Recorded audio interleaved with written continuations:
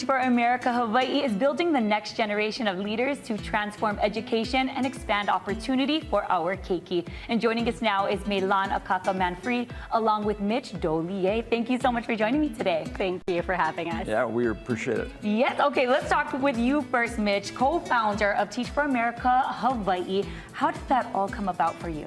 So at the time, I worked with the Harold Castle Foundation and Kaneohe Ranch Company. Both were supporters of our public schools. And I got a call from a friend from Hawaii who was a part-time resident named Larry Stupsky. Larry happened to be on the Teach for America National Board. And Larry said, Mitch, it's time for Teach for America in Hawaii. And Mitch said, what's Teach for America? and Larry said, I need to introduce you to the whirlwind. Because Diane Robinson, who at the time was Vice President New Site Development, was going to tell me the story, and she did.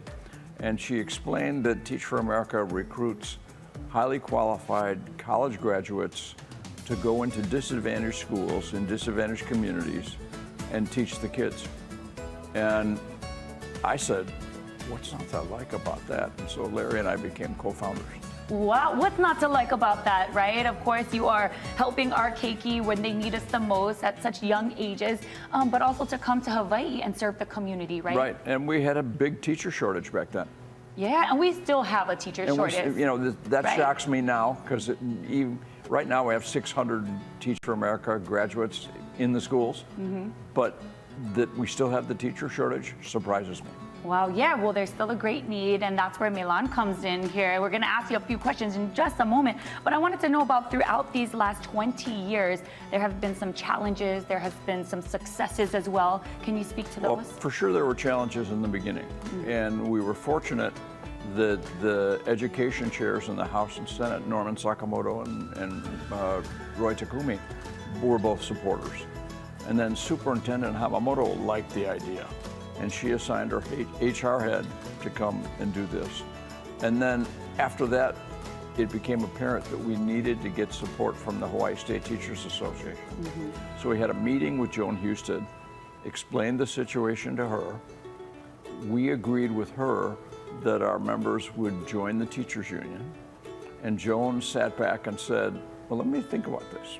Bright young teachers come to Hawaii to teach in our schools. They join the union, maybe become leaders of HSTA. What's not to like about that? Right, that's a no-brainer, right? And we were off. All right, so then there are some challenges, right? But then the successes, I feel like, Meilan, you have been one of those, especially when it comes to Teach for America Hawaiʻi. Talk about your involvement over the years and now leading as executive director as well. Sure. Well, Teach for America really ignited a passion in me. When I was in college, I was trying to figure out, what am I going to do with my life and how can I make a meaningful impact? And when I thought about where I want to make an impact, of course I wanted to come back home to Hawaii.